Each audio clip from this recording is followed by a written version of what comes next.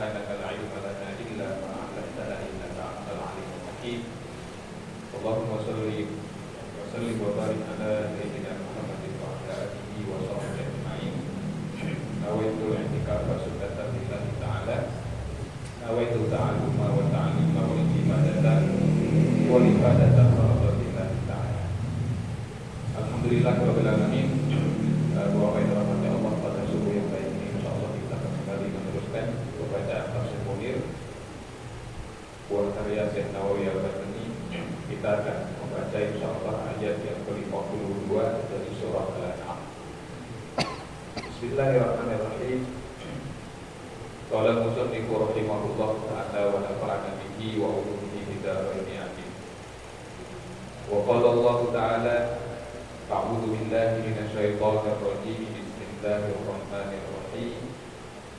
Wa la taqrunil ladzina yad'una rabbahum bil ghadati wal 'ashiyyi yuriduna wajha ma 'alayka min hisabihim min shay'in wa ma min hisabika 'alayhim min shay'in fataqrudahum fatakuna minadh dhalimin. Wa qala wa kadzalika fatanna ba'dahum bi ba'd liyaqulu ahaula'i man Allahu 'alaihim min bainina alaysa Allahu bi'a'lamu bisyakirin.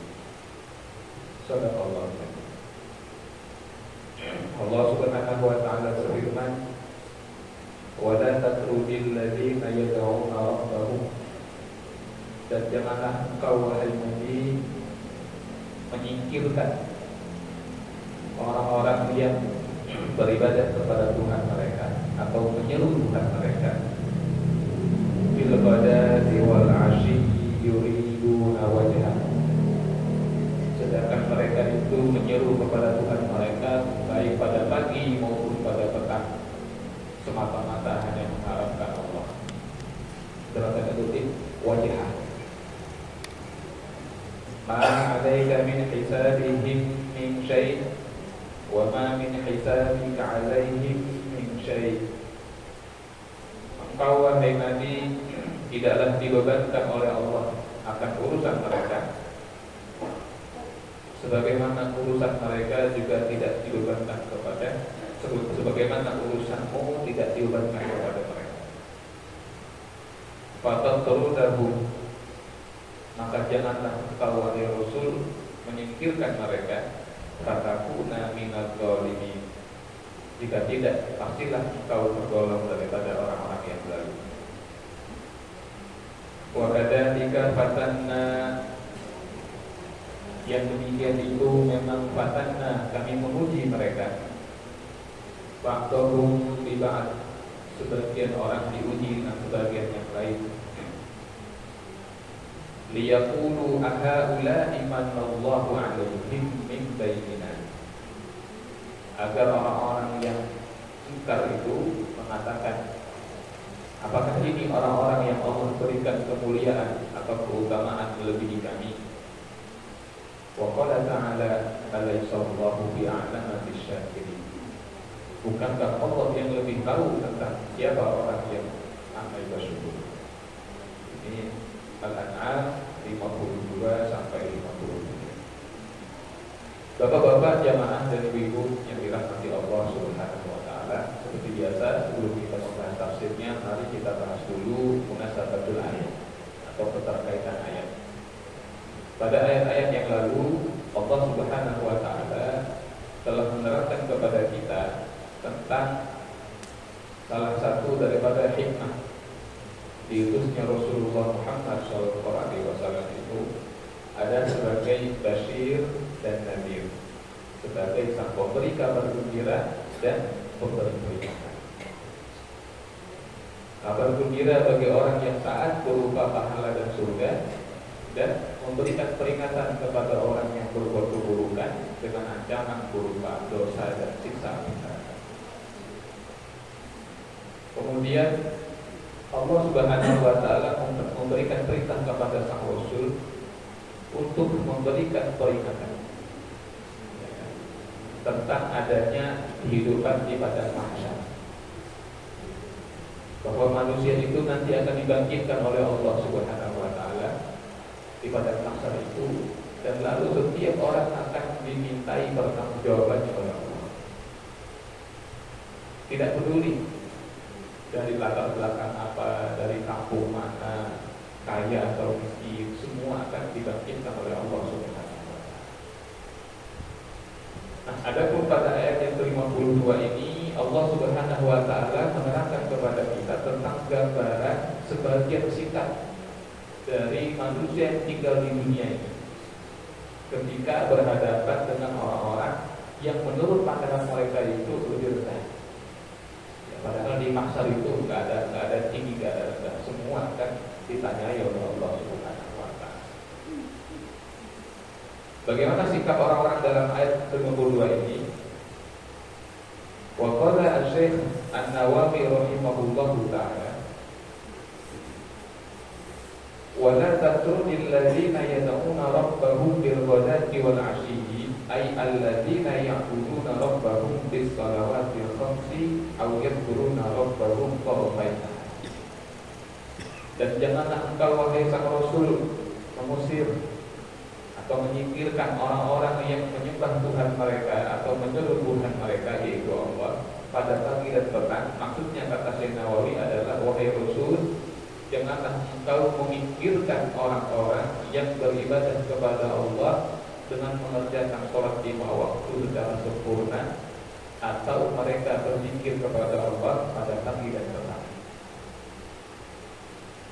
Jadi pada saat itu, kata sahabat Ibnu Abbas radhiyallahu taala, dikatakan Rasul sedang duduk-duduk biasa di dalam suatu majlis ilmu, di mana Nabi adalah pusatnya. Nabi menjadi pekerjaan. Di sekitar Nabi melingkar duduk sahabat-sahabat yang kita kenal, sahabat Ammar bin Yasar, sahabat Suhaib bin Sinan, sahabat Bilal bin Rabah, sahabat Abdullah bin Mas'ud, sahabat Khabbab bin Al-Arq. Ini sahabat-sahabat yang memiliki keistimewaan dalam hal ilmu, dalam hal amal, tetapi memiliki kekurangan dalam hal harta. Yang orang miskin tapi soleh, alim. Nabi duduk bersama. Lalu dikatakan oleh sahabat Ibnu Abbas, Faja'a, datanglah di situ kemudian Al-Aqra' bin Habis, ya kan? Datang seorang laki-laki namanya Al-Aqra' bin Habis, dan satu riwayat dikatakan dengan beberapa kawan, dan mereka itu adalah al-mu'allafah qulubuhum. Mereka ini adalah para mu'allaf. Ada yang mengatakan mu'allaf di sini artinya mereka sudah masuk Islam. Tapi riwayat lain mengatakan yang datang itu bukan orang yang sudah masuk Islam, tetapi orang yang diharapkan keislamannya. Makanya kata mu'allaf itu boleh jadi kadang-kadang artinya orang yang baru masuk Islam, boleh jadi maknanya adalah orang yang diharapkan keislamannya. Tetapi ada hal yang sama, bahwa ini yang datang para pembesar semua. Nah, begitu mereka datang ingin mendengarkan majlisnya Rasulullah sallallahu alaihi wasallam, mereka melihat mereka mendapati di sana duduk orang-orang yang miskin. Nah, maka ada orang berkata, kami tidak akan duduk di sini kecuali apa? Orang-orang yang miskin ini kita belakang. Iya. Supaya kami bisa duduk di depan. Itu kata kami saya tidak akan duduk di sini wahai Rasul kecuali saya duduk di depan. Dita'rifal Arabu fadlana, kata dia, supaya orang-orang Arab tahu tentang keutamaan kami. Karena orang yang utama duduk di depan, yang tidak utama duduknya di belakang. Kata begitu. Jadi disuruh menyingkirkan. Nah, ketika itu Rasulullah SAW menolak, ya kan? Nggak bisa.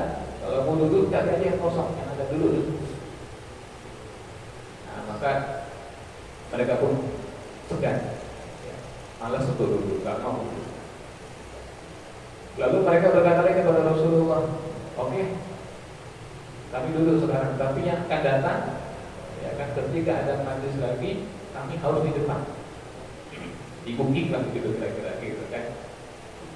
Faktub lana al-kitabah, tuliskan surat untuk kami, pernyataan dari engkau bahwa kami duduk di depan.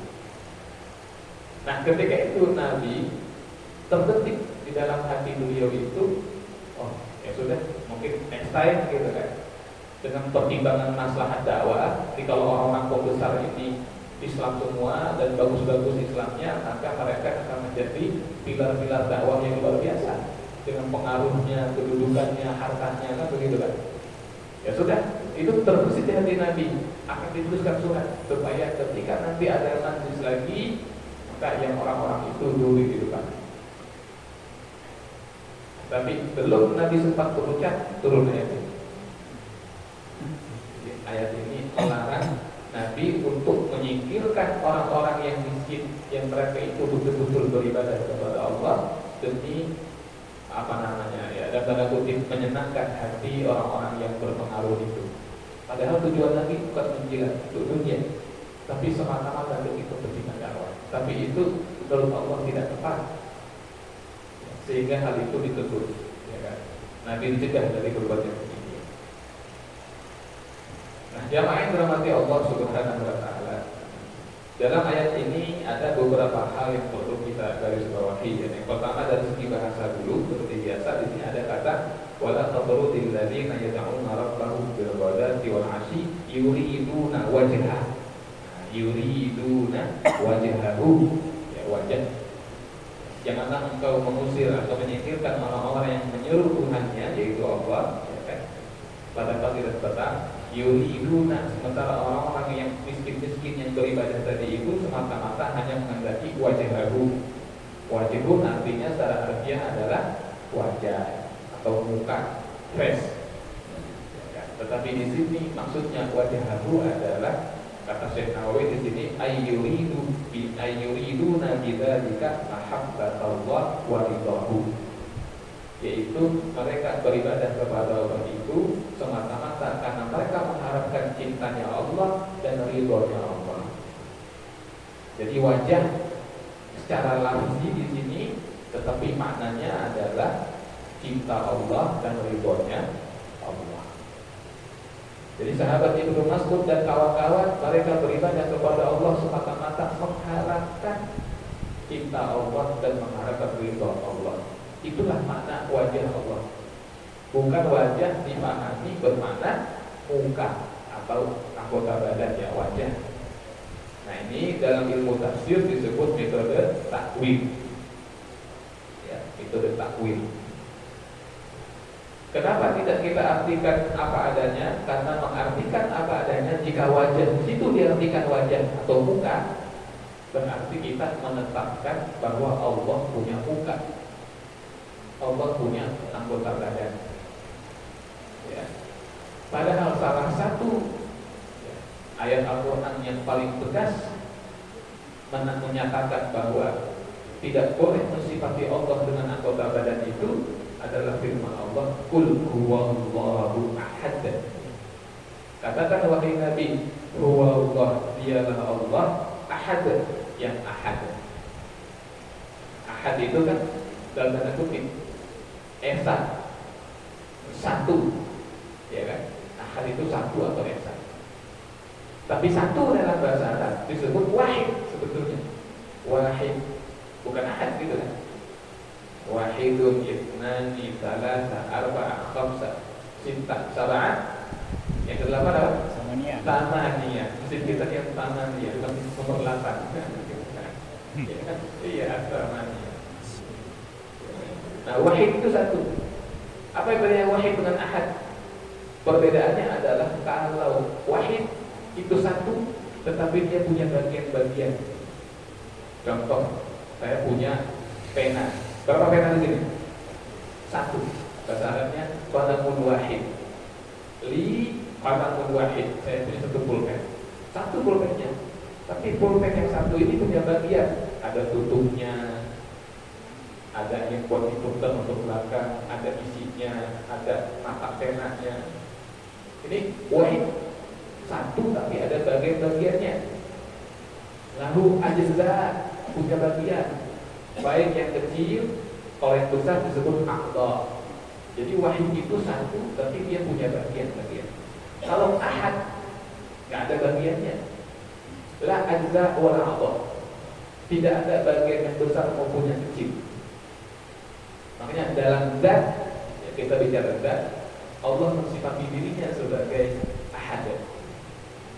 Sehingga tidak ada bagian baik yang kecil maupun yang besar. Kalau manusia ini bagian yang kecil ada kayak jari kecil, rambut kecil, yang besar tangan, wajah, kaki, ya kan, paha, betis, itu anggota yang besar, Allah namanya.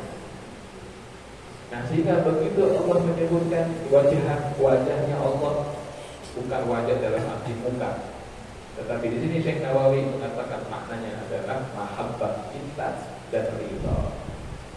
Seperti kita sering mengatakan liwajhillahil karim, untuk wajhullah yang karim. Maknanya adalah untuk mahabbahnya Allah, untuk mendapat cintanya dan ridhonya Allah Subhanahu wa ta'ala.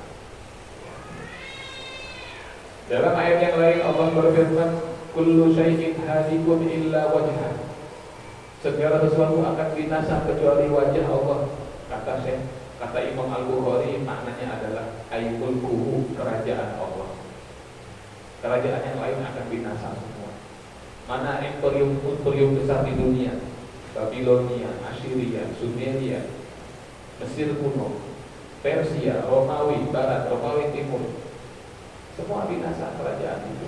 Di Indonesia kita dulu kenal ada kerajaan yang tertua, ya kan, yang ada di Kalimantan, ya kan, Kutai, ya kan, nggak ada lagi kita sekarang. Ada Panjang, ada Demak Tintoro, ada Samudra Pasai, ada Sriwijaya, Mojopahit. Semua kerajaan akan binasa kecuali kerajaan Allah. Ya. Makanya nanti di hari kiamat itu, di antara pertanyaan Allah adalah manil mulkul yaum, manil mulkul yaum. Punya siapa kerajaan pada hari ini? Ya. Mana raja-raja dunia? Nggak ada terjawab, sudah mati semua makhluk itu. Hanya Allah yang ada. Ini masya Allah. Wa qala ta'ala, di ujung ayat ini Allah berfirman, ma 'alaika min hisabihim min syai'in wa ma min hisabika 'alaihim min syai', fatatruhum fatakuna minadh dhalimin. Jadi kata hisab atau urusan mereka itu bukanlah urusan kamu wahai Rasul. Sebagaimana urusan engkau juga bukan urusan mereka. Artinya apa di sini? Maksudnya adalah bukan kita menjadi orang yang tidak mau peduli dengan urusan orang lain, bukan. Tetapi janganlah sampai seseorang itu menyangka karena urusan mereka yang Allah berikan dari mulai kekayaan, ya kan, ilmu, kedudukan di masyarakat, pangkat dan sebagainya, mereka merasa dapat mengatur-ngatur manusia yang lain. Padahal pengaturan itu tidak tepat untuk dilaksanakan. Karena kalau dikerjakan pada terus darum fatakuna minal zalimin, kau menjadi orang yang zalim. Urusan Allah. Ini mereka dengan Allah, mereka lebih utama. Seseorang yang utama di sisi Allah Subhanahu wa ta'ala harus lebih diutamakan di sisi manusia. Mestinya begitu. Bukan sebaliknya. Mereka yang memiliki keutamaan di pandangan manusia diletakkan di tempat yang lebih tinggi, sedangkan yang utama menurut Allah diletakkan di bawah. Nah itu bagus. Nah yang menarik, Allah menyebutkan fatakuna minal zalimin. Kata Sayyidinawi, aima 'alaika min hisabi rizqi haula'i alladziina yad'una rabbahum bil ghadati wal 'ashyi fatumilluhum wa tub'iduhum wa la min hisabi rizqi 'alaihim syai'. Janganlah sampai wahai Rasul masalah rezeki misalnya, keutamaan yang Allah berikan tadi harta, kan Allah yang menentukan si fulan rezekinya berapa, si fulan rezekinya berapa, itu urusan Allah. Jangan sampai karena urusan Allah itu kamu berbuat zalim dengan cara menjauhkan mereka, menyingkirkan mereka. Kenapa dia dijauhkan? karena dia miskin. Loh, yang bikin dia miskin siapa memang? Rezekinya siapa yang menakar? Jadi jangan karena urusan Allah dalam hal rezeki tadi misalnya, lalu orang itu disingkirkan. Jika dia punya keutamaan di sisi Allah, walaupun dia miskin, dia tetap layak untuk dimuliakan. Nah, maka barang siapa yang karena perkara rezeki, karena pangkat, karena kedudukan, dia merendahkan manusia yang lain, itu digolongkan sebagai minal zalim. Ya, termasuk orang yang zalim. Nauzubillah, nauzubillah min zalim. Jamaah yang dirahmati Allah Subhanahu wa taala, sekarang mari kita lihat tentang apa fiqhul ayat. Apa fikih ayatnya daripada ayat kita baca tadi. Ayat ini mengajarkan kepada kita tentang adab ketika duduk di majelis ilmu. Ya. Ketika duduk di majelis ilmu itu, yang utama adalah agar para murid itu menghadap kepada guru, ya, bukan membelakangi duduknya. Ya kan, kayak gini nih semuanya lihat ke guru. Ya kan? Jadi kalau muridnya misalnya menghadapkan wajahnya ke arah sana, yang bagian luar di sayap kanan itu ada ke situ, ada ke kiblat. Sementara guru di dalam, itu suul adab. Ya, termasuk adab yang jelek. Nauzubillah, nauzubillah min dzalik. Di para sahabat itu dari manapun mereka duduk, mereka menghadapkan wajahnya kepada Rasulullah SAW.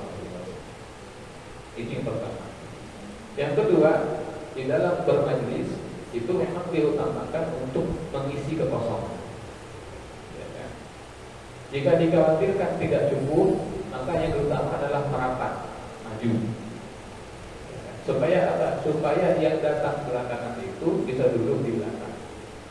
Bukan yang datang belakangan telah duduk di depan. Ya kan? Jadi yang datang belakangan dia bisa duduk di belakang. Dengan asumsi yang depannya sudah terisi. Jangan nanti sudah terisi, datang orang terakhir duduk paling depan. Jadi kalau sudah terisi yang depan, yang belakangan datang ke belakang terus begitu. Nah, yang sudah datang, kalau ada kawannya dan kawannya mungkin mohon maaf badannya lebih besar barangkali begitu kan, tempatnya kecil, maka bergeser-geser, harus mau bergeser-geser. Ya, seperti Allah firmankan, ya ayyuhalladzina amanu idza qila lakum tafassahu bil majalisi fafsahu yafsahil lakum. Ya, wahai orang yang beriman, kalau dikatakan kepada kamu di dalam majlis itu geser dikit, maka bergeserlah. Ya kan, lapangkanlah. Ya sahillahu lakum, semoga Allah melapangkan urusan kamu. Jadi nggak apa-apa kita udah sempit nih Allah, geser. Itu gagal-gagal ada di dalam bermajlis. Nah, di antara yang bermajlis yang duduk itu, mana yang dapat yang paling afdal pahalanya? Yang paling afdal adalah yang duduk di hadapan gurunya dan menghadap kiblat. Jadi bahasa ini paling afdal yang tadi ujung itu, karena mereka satu menghadap ke kiblat, kedua menghadap ke arah guru. Ini pahalanya 100 itu insyaallah. Bayarnya cuma 9.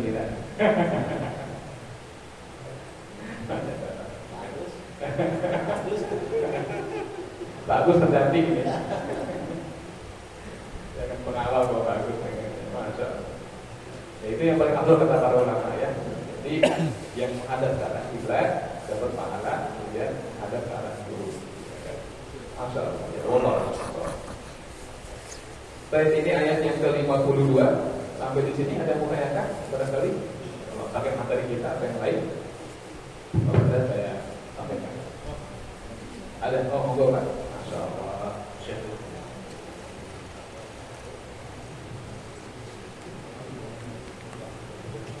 Assalamualaikum warahmatullahi wabarakatuh. Mohon dijelaskan catatan saya.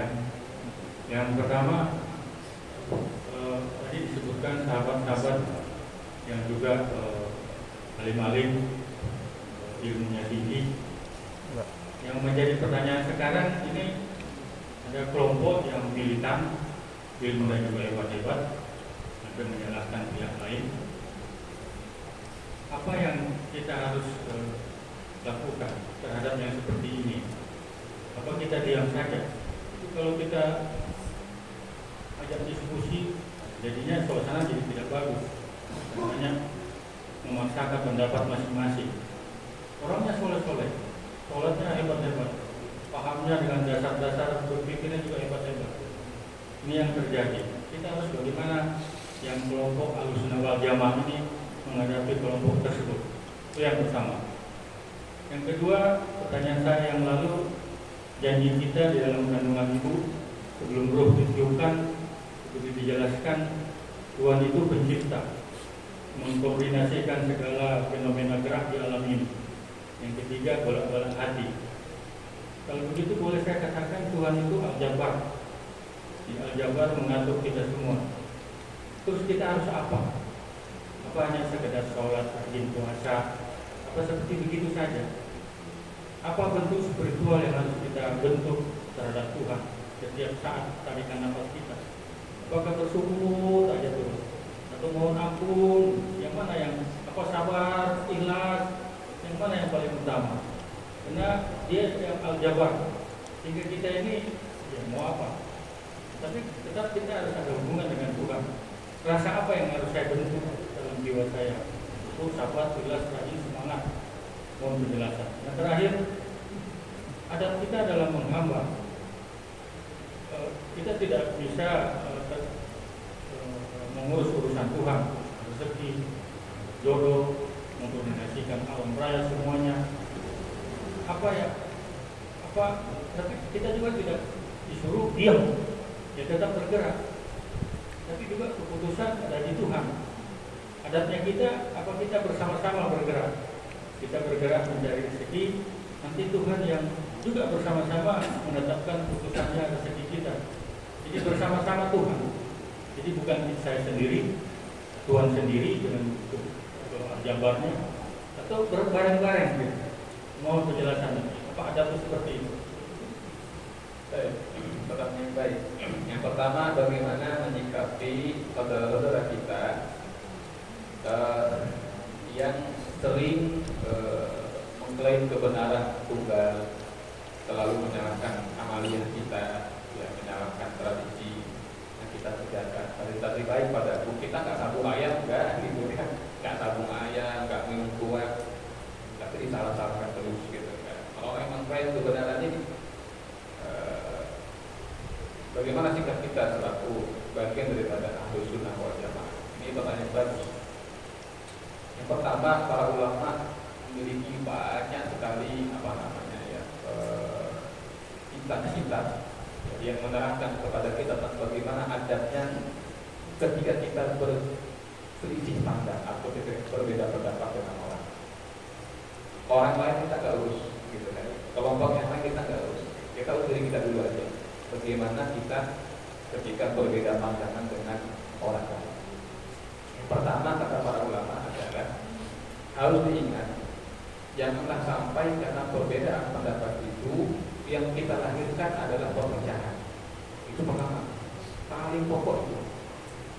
Berbeda pendapat boleh, berpecah belah jangan. Wala tanaza'u fatafshalu wa tadhhabu rihukum. Dan janganlah kamu itu berpecah belah, berselisih sampai berpecah belah, fatadhhabu rihukum, maka akan hilanglah kekuatan kamu. Jadi kekuatan umat Islam itu adalah karena persatuan. Jadi musuh kita paham betul itu.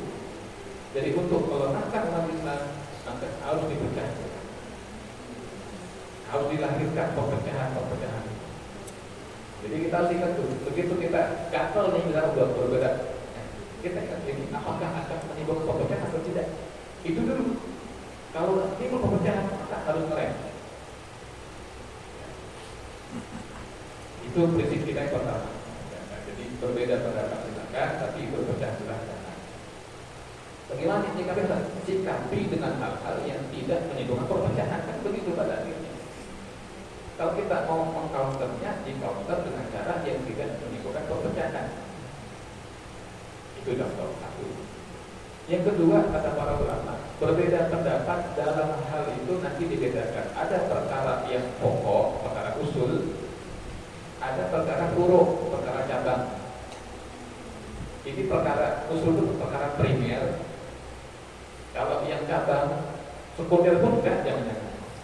Ya, jauh dia di bawah. Karena biasanya yang furu yang cabang-cabang ini lebih ke ranah praktis.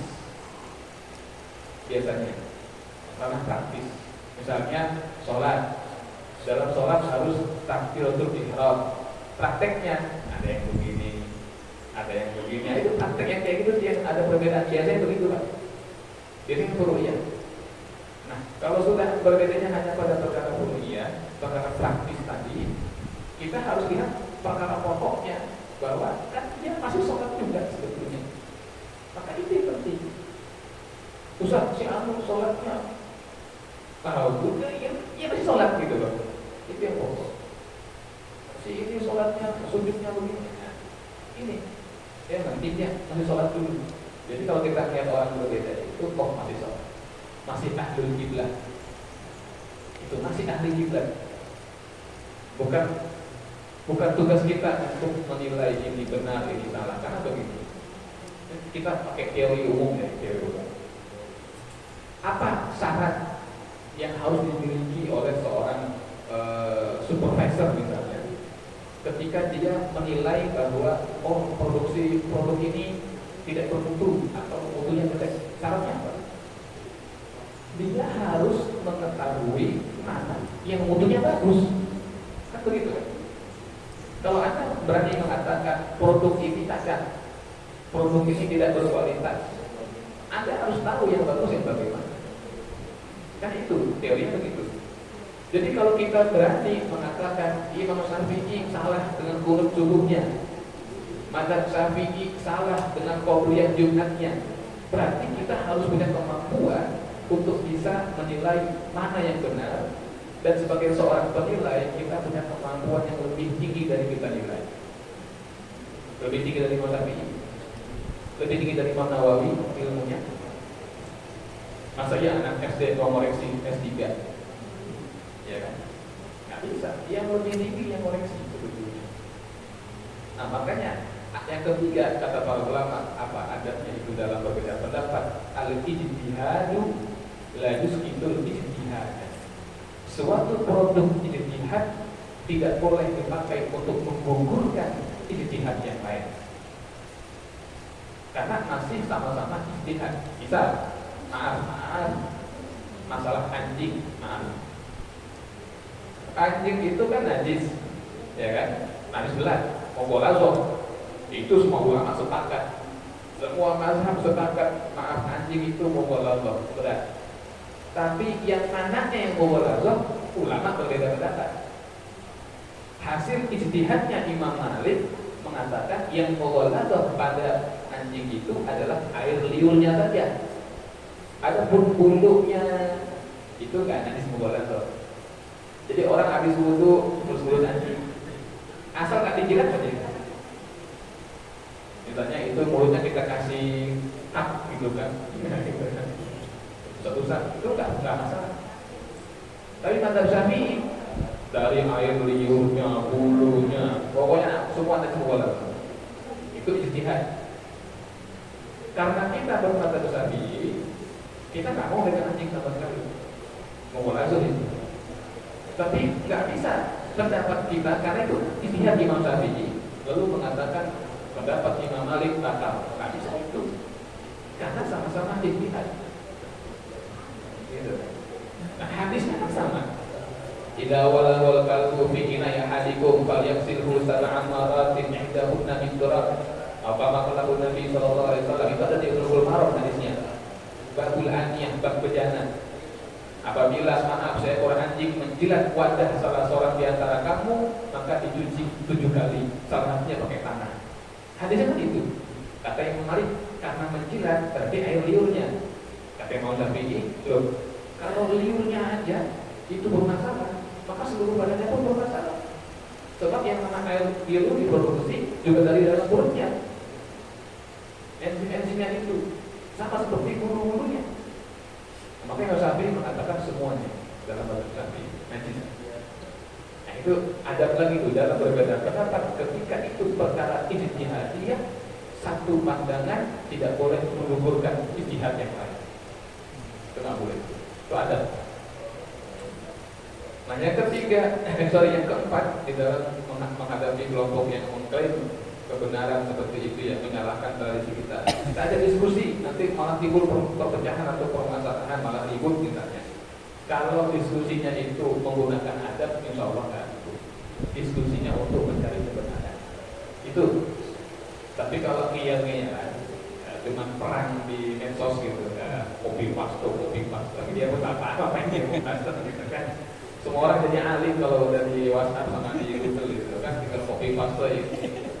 Baca kita dulu gitu kan, baru alim kan, itu mestinya kan gitu. Tapi kan copy paste gitu ya, nggak ketemu.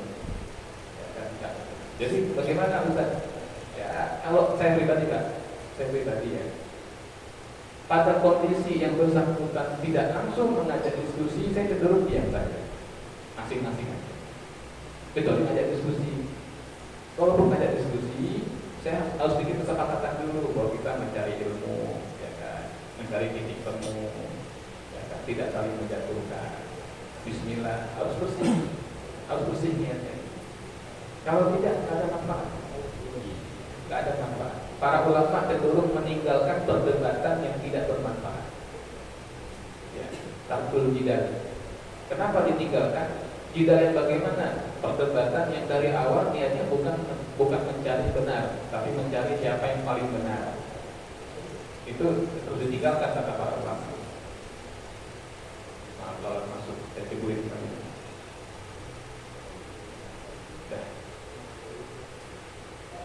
Jadi kalau perdebatannya hanya mencari siapa yang paling benar, berarti kan ini benar, siapa yang paling benar? Itu cari masalah namanya.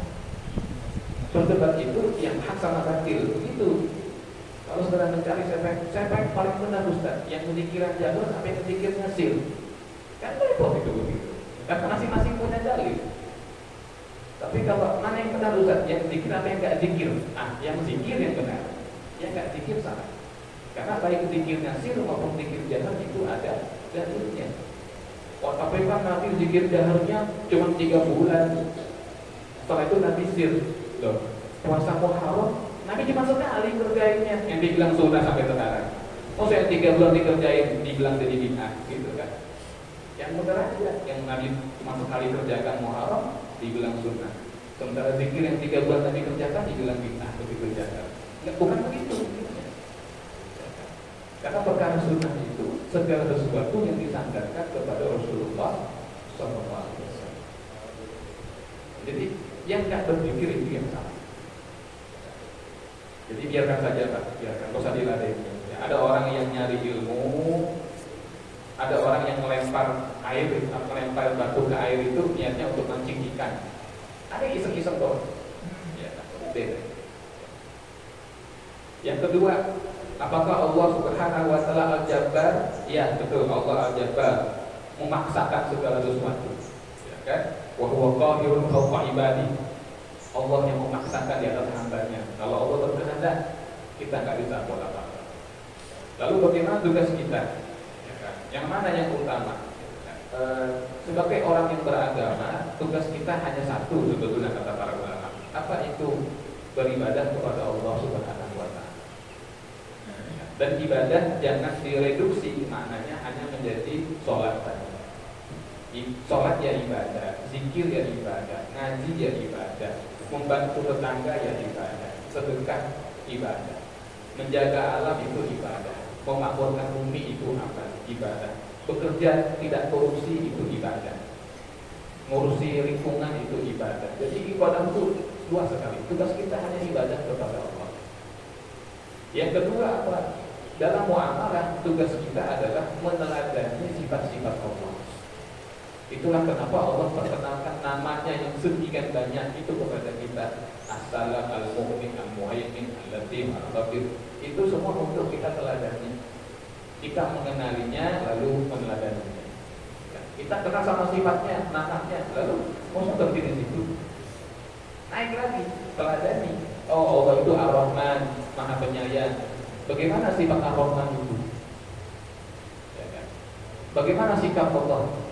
Dan tanda kutip Ada seorang yang menyembah berhala selama 70 tahun. Apa Allah stop rezekinya? Gitu kan. Apa kalau dia susah Allah gak bantu? Nah sekarang kita tanya, ada tetangga kita yang memusuhi kita, lalu dia kena musibah, apa kita syukurin? Syukur gitu kan. Atau kita bantu? Itu rahmat. Ya, makanya Nabi menyebutkan bahwa orang yang menghafalkan Asmaul Husna dia masuk surga. Tentu bukan cuma hafal. Anak saya pun hafal gitu kan. Tapi dia menjaga nama itu dan dia aplikasikan dalam kehidupan. Itu kita begitulah. Nanti ini makom-makomnya yang kita tuju ya kan, dengan berbagai macam riyadhah. Ya ada yang dia menjadi ahli sedekah, ada yang menjadi ahli ini, ada yang itu macam-macam. Tapi intinya harus sama, meneladani sifat-sifat Allah Subhanahu wa taala. Rasa apa yang harus dominan ada pada kita? Apakah rasa syukur? Ya, rasa syukur.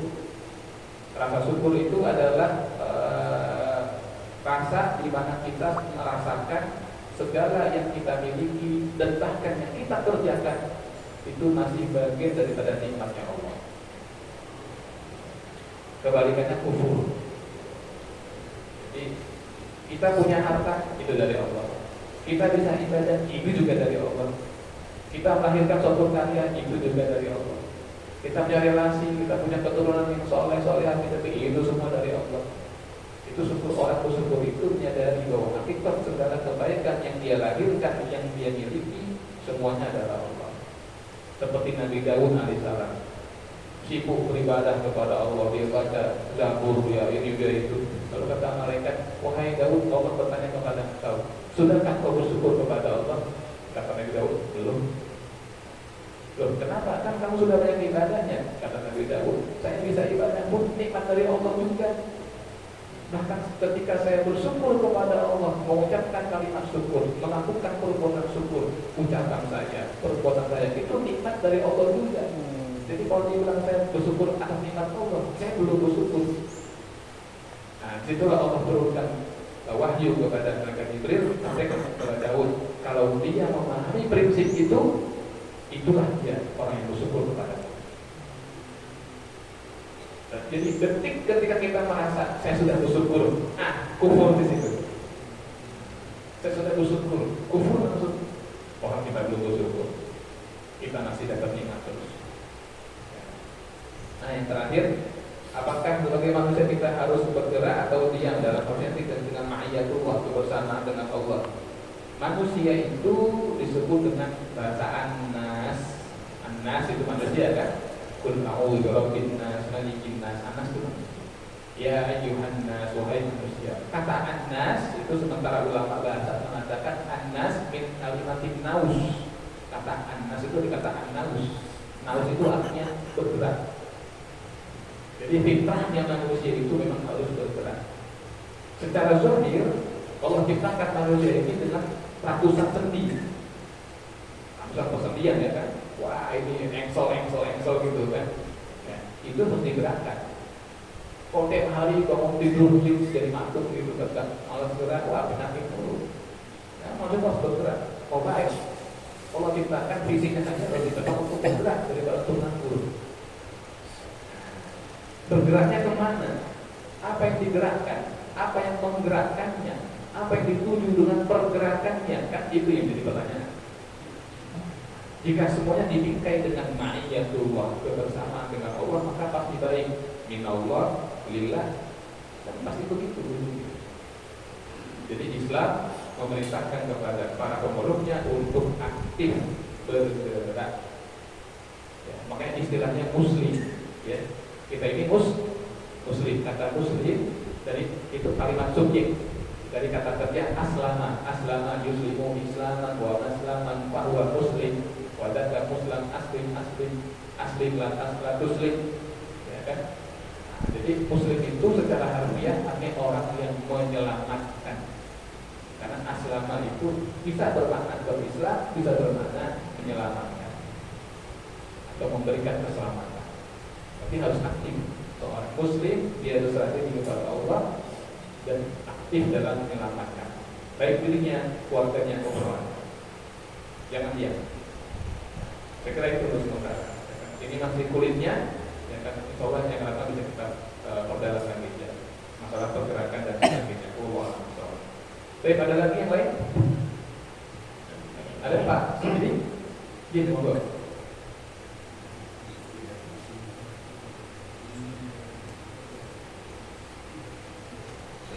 Assalamualaikum Ustaz. Ini ada 3 pertanyaan juga. Ayat Al-Quran ini diturunkan setelah Rasulullah melaksanakan apa Rasulullah baru punya. Jadi sudah ada Rasulullah sehingga ini nggak boleh begini atau memang Rasulullah baru melaksanakan terus ayat ini turun. Yang kedua ada yang mengatakan masuk surga itu gampang gitu. Karena kita sudah punya kunci. La ilaha illallah. Masa punya kunci nggak bisa masuk?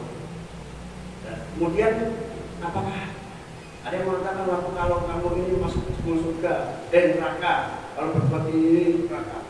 Kemudian suatu contoh, ada orang kafir selama 70 tahun.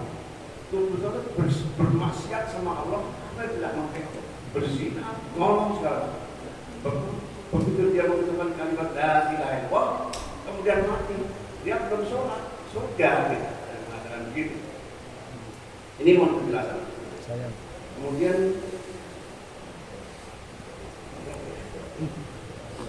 untuk sementara itu. Baik, pertanyaan berat tadi ya. Yang pertama, ayat Al-Quran.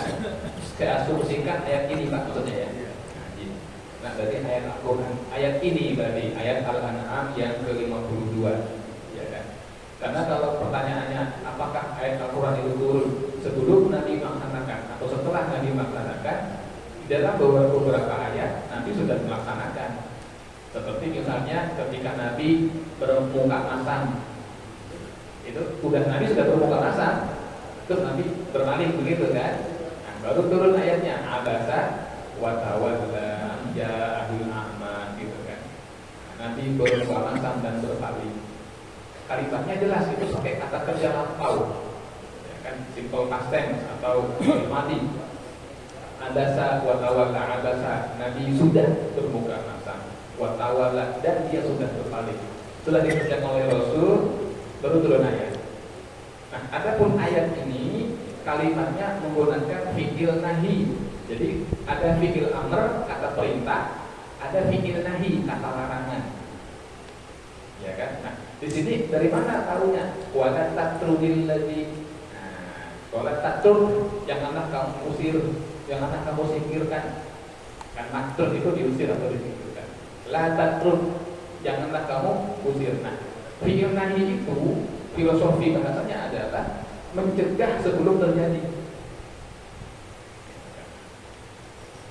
Jangan keluar, belum keluar dia belum. Jangan pergi, dia belum pergi. Oh udah pergi waktu kita percuma nanti tidak. Oh udah keluar deh. La tatrud, janganlah kamu usir. Itu Nabi belum. Ya kan? Baru terdetik di sini untuk mengirimkan menulis surat yang akan datang itu pun ya. Tapi sama Allah sudah dicegah. Jangan. Nah, jadi dalam konteks ayat ini Nabi belum melaksanakan menyingkirkan atau memingkirkan sahabat-sahabatnya. Ya. Yang kedua, ada orang mengatakan masuk surga itu gampang. Masya Allah, amin ya rabbal alamin. Insya Allah. Insya Allah. Karena kita sudah punya kuncinya. Kuncinya adalah la ilaha illallah. Betul? Ya, la ilaha illallah itu kata Nabi miftahul jannah, kuncinya surga. Tapi orang yang punya kunci, kalau dia mau masuk ke dalam rumahnya, itu dia punya 2 syarat. Yang pertama apa? Dia harus punya rumah dulu. Kalau punya kunci doang dia nggak bisa masuk. Mau masuk itu namanya. Ya, harus punya rumah. Untuk punya rumah itu dia harus memenuhi syarat. Ya, kan? Saya punya kunci rumah di Kirana, nggak ada faedahnya buat saya, karena saya nggak punya rumah di situ. Kalau saya mau punya faedah, saya harus beli dulu. Untuk beli itu saya harus bayar. Kadang-kadang bayar kontan, kadang nyicil 10 tahun misalnya nyicil. ada usaha. Masuk surga juga sama. Punya kuncinya, kita sudah pegang kunci la ilaha illallah. Oke, maka soal kedua, rumahnya harus punya dulu. Untuk punya rumah di surga ada usahanya, ada maharnya, ada pembayarannya, ada amal. Itu makanya kata para ulama, la ilaha illallah itu kunci surga, tetapi giginya itu adalah amal. Kalau kita nggak diamalkan la ilaha illallah, cuma pegang gagangnya aja, nggak ada giginya, nggak ada. Dimasukin polos-polos aja deh, nggak ada baik. Tapi kan ada Ustaz tadi orang masuk Islam lalu kemudian nggak sholat nggak apa, dia matinya itu kasuistis sifatnya, itu rahmat Allah aja kepada dia karena dia mualaf begitu. Nggak bisa jadi pegangan umum itu kasus seperti itu. Sama kayak ada orang yang udah ibadah 70 tahun terus murtad, itu kasuistis. Tidak semua orang seperti itu.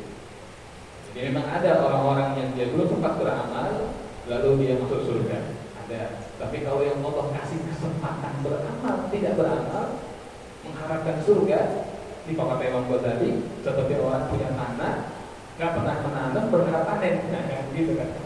Bagaimana mau tanam aja enggak? Kalau yang nanam saja bisa kena penyakit gagal panen, itu nggak nanam, masih gagal panen. Ente nggak nanam pengen panen, gitu kan? Kalau bahasa beliau begitu Imam Ghazali. Jadi beramal saja. Saya kira itu Pak. Wah. Baik, ada lagi terakhir barangkali? Ada? Ini Mas Rahman. Bismillahirrahmanirrahim. Katanya kalau menjaga orang tua tuh sholat untuk di masjid itu kan diberi rukhsah ya, dimaafkan gitu. Karena kita menjaga orang tua terus kita nggak sholat ke masjid. Nah, kadang-kadang saya lagi menjaga orang tua nih, ada azan gitu, terus saya nggak ke masjid. Nah, dalam hati saya ini yang bisikan setan yang mana gitu, Ustaz? Apa karena saya nggak ke masjid karena saya jaga orang tua, atau saya dapat keringanan itu, atau jangan-jangan karena saya malas untuk ke masjid gitu? Jadi saya kadang-kadang gitu, yang mana yang bisikan setan saya nggak tahu gitu, Ustaz. Terima kasih. Pertanyaan baik. Yang pertama, semoga Allah Subhanahu wa Ta'ala selalu melimpahkan keberkahan kepada Mas Rahmat ya, karena menjaga ibu ya itu ya, yang sudah sepuh gitu ya. Itu tiket ke surga ya kan, memang luar biasa ya. Semoga Allah selalu berikan taufik rezeki yang berlimpah ya. Amin ya rabbal alamin. Yang kedua, suatu ketika Nabi memerintahkan kepada sahabat Bilal untuk mengambil panggilan jihad. Kita akan berangkat perang, maka banyak orang yang berbondong-bondong datang mendaftar untuk ikut perang, untuk jihad. Biasa didata nama siapa gitu kan. Ada yang datang ya kan, dalam karena sudah sepuh, bahkan sudah tua ya, saudaraku sudah bergetar-getar, kata Nabi, udahlah nggak usah latihan, suruh pulang. Ada lagi anak-anak muda 5 orang berangkat, ternyata mereka itu satu keluarga, adik-beradik. Kata Nabi, jangan semuanya berangkat, cukup perwakilan aja. Ada lagi yang datang baru nikah, kata Nabi, jangan ikut. Ada lagi yang datang daftar anak muda. Nabi nanya, kamu dari mana? Anaknya siapa? Kata dia, saya dari kampung Anu, ibu bapak saya si Fulan, ibu saya Fulana. Punya saudara? Enggak. Masih ada ibu, ada sudah tua. Pulang. Tapi saya mau berjihad wahai Rasulullah.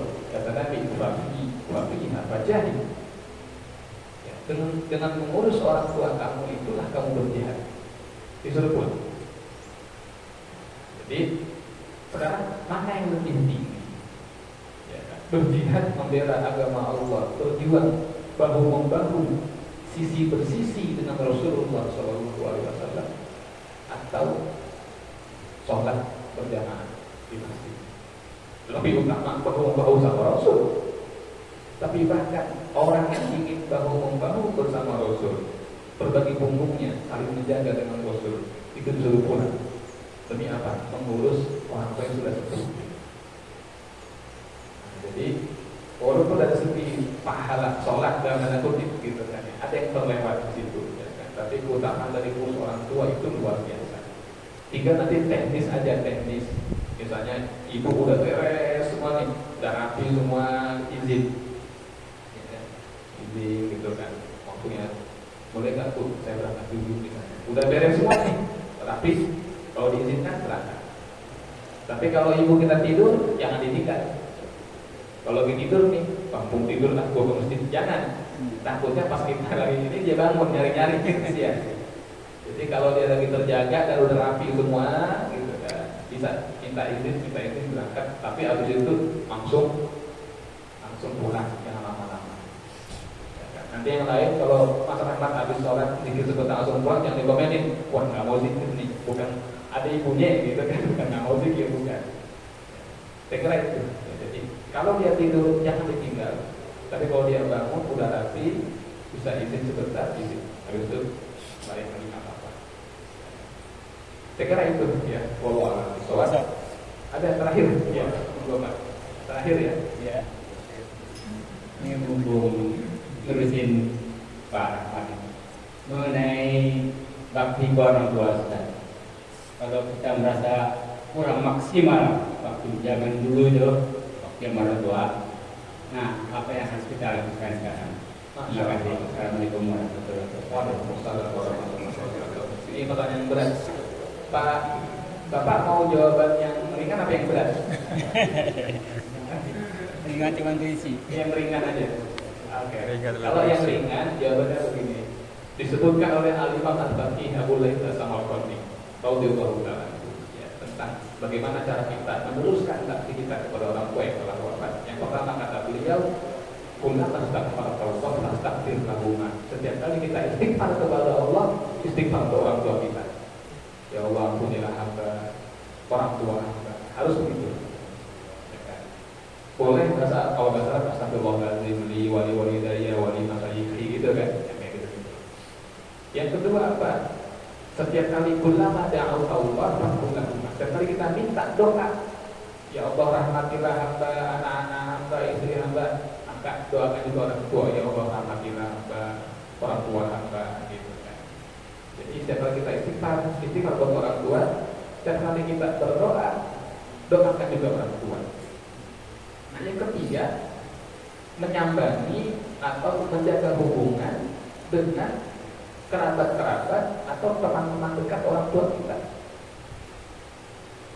Jadi tetap jaga hubungan dengan mereka, jangan memusuhi mereka. Tetap menjaga hubungan dengan orang itu. Itu diantaranya tiga. Itu yang ringan itu. Insya Allah bisa dikerjakan. Yang berat ada berapa? Bapak membaca surah Al-Ikhlas 100.000 kali. 100.000. Tapi boleh dicicil. Cara sehari 20. Itu aja nanti sehari 20, 100.000 udah 20 berapa kali, berapa hari. Itu yang berat itu. Nah, itu subhanallah fadilahnya itu nanti akan diberikan dia dapat sebagai mutaqoh orang-orang yang dibebaskan dari api neraka. Baca Al-Ikhlas 100.000 kali diniatkan di sini untuk orang tua. Emang boleh Ustaz sampai nggak pahala kita baca Quran? Baik lagi, gini. Ini gambaran gini ya. Ada seorang laki-laki, ini ada hadisnya, ada laki-laki datang ke Nabi. Dia berkata, ya Rasulullah, saya mau haji untuk orang tua saya, untuk ibu saya. Apakah boleh? Kata Nabi, boleh. Haji Anda, hajikan orang tua kamu. Berarti haji dari anak yang hidup buat orang tua, boleh nggak? Nyampe nggak? Nyampe. Berarti boleh ya menghajikan seorang anak, menghajikan orang tua, boleh nggak? Atau kita bayar orang badal gitu kan? Berarti nyampe ya? Oke. Sekarang haji itu kan kumpulan dari 3 ibadah. Ibadah harta, ibadah badan, dan ibadah ucapan. Qaul. Haji. Berat nih, haji itu berat. Karena dia 3 ibadah. Ibadah badan, fisik, tawaf, sa'i, wukuf. Lalu ibadah harta, mahal. Lalu ibadah qaul, banyak pikirnya. Kalau yang berat ada nyampe nih, yang 3 nih, yang berat nyampe, kelas berat nyampe nih. Maksudnya yang baca Allah nggak nyampe, yang ringan. Kan gitu kan, kita kan cuma baca Yasin, baca Fatihah, pedal di kelas, kan cuma ibadahnya cuma lisan kuat. Masa nggak nyampe? Yang berat aja nyampe gitu. Kalau orang angkat beban, kalau dia bisa angkat yang 100 kilo, yang 10 kilo enteng buat dia. Yang berat aja dia kuat. Itu. Jadi kenapa tadi saya katakan 100.000 nyampe tetap nyampe udah tetap. Ya kan? Yang berat aja sampai itu. Ibadah kita sampai buat orang tua, apalagi yang ringan-ringan. Jadi kita niatin, setiap kita sedekah, baca ini itu, sini ya Allah sampaikan pahalanya kepada orang tua, begitu. Kan berdoa kita, ya Allah sampaikan, ya kan? Ya Allah sampaikan. Itu apa bukan?